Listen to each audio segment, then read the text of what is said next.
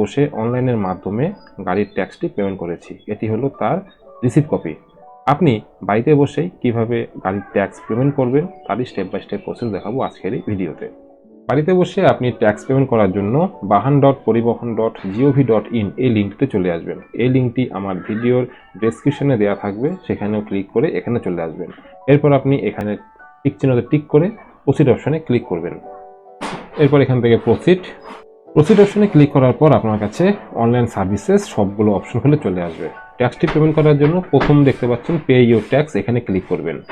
CTS নাম্বারের last 5টি সংখ্যা এই ঘরে ফিল করে ভেরিফাই অপশনে ক্লিক করবেন। তো এরপর আপনার কাছে কিন্তু লেটেস্ট ট্যাক্স ডিটেলস চলে আসবে।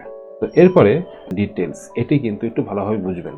কেন বলছি, কারণ আপনারা যারা বরাবর ট্যাক্স নিজেরাই দিয়ে আসছেন তাদের জন্য তো কোনো অসুবিধাই নেই, কিন্তু যা কিন্তু কোয়ার্টারলি শো করছে, এখানে কিন্তু ইয়ারলি নেই। তো আমরা যদি এখানে ক্লিপি এবং TW ওয়েলফেয়ার সেচ আমাদেরকে দিতে হবে। তো এবার ধরুন এখানে কোয়ার্টারলি শো, যখনই 4 লিখে আমরা আবারও মোটর ভেহিকেল ট্যাক্সে ক্লিক করব, এখানে কোয়ার্টারলি চলে আসবে। তো দেখতে পাচ্ছেন এখানে কিন্তু ট্যাক্স ফর্ম 30/4/2026 থেকে 29/4/2027 চলে আসছে। তো আপনি যদি 1 বছরের কমার্শিয়াল ট্যাক্স পেমেন্ট করেন তাহলে আপনাকে সব মিলে দিতে হচ্ছে 5,840 টাকা। তারপরে দেখতে পাচ্ছেন 4, 5, 6, 7, ঠিক আছে, এখানে কিন্তু কোয়ার্টার অর্থাৎ 3 মাসের জন্য ট্যাক্স নিচ্ছে। একই রকম ভাবে অ্যাডিশনাল ট্যাক্স আমরা নিয়ে নেব, অডিও ফি, আর এখানে আছে হলো সেচও আমরা কোয়ার্টারলি নিয়ে নেব। বন্ধুরা এখানে আরেকটি গুরুত্বপূর্ণ বিষয় আছে, এটা আপনি নেবেন।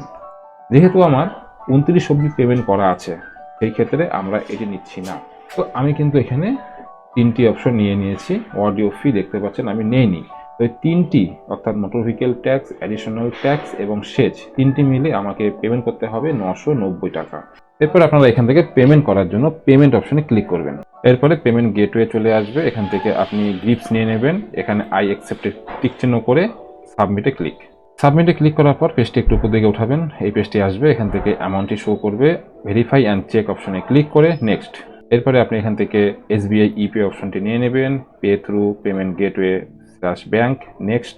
গ্রিপসের GRN নাম্বারটি শো করবে। আমি সবসময় বলি গ্রিপসের মাধ্যমে যখনই আপনারা পেমেন্ট করবেন এই GRN নাম্বারটিকে একটি জায়গায় সেভ করে রাখবেন। পরবর্তীতে যদি কোনো সময় ট্রানজ্যাকশন ফেল হয় তখন কিন্তু এই GRN নাম্বার দিয়ে স্ট্যাটাস চেক করতে হয়, তো অবশ্যই সেভ করে রাখবেন। ওকে করার পর পেমেন্ট ডিটেলস খুলে চলে আসবে, ইউপিআই এর মাধ্যমে পেমেন্টটি করে দিবেন। তারপরে ইউপিআইতে ক্লিক করার পর প্লিজ সিলেক্ট ইউপিআই, এখানে সিলেক্ট করতে হবে, পে নাও অপশনে ক্লিক করতে হবে। স্ক্যানারটিতে স্ক্যান করে আপনি পেমেন্ট থেকে রেটিং দিতে পারেন, আবার নাও দিতে পারেন। তো এখানে আপনি কেটে দেবেন। এটা দেওয়ার পরে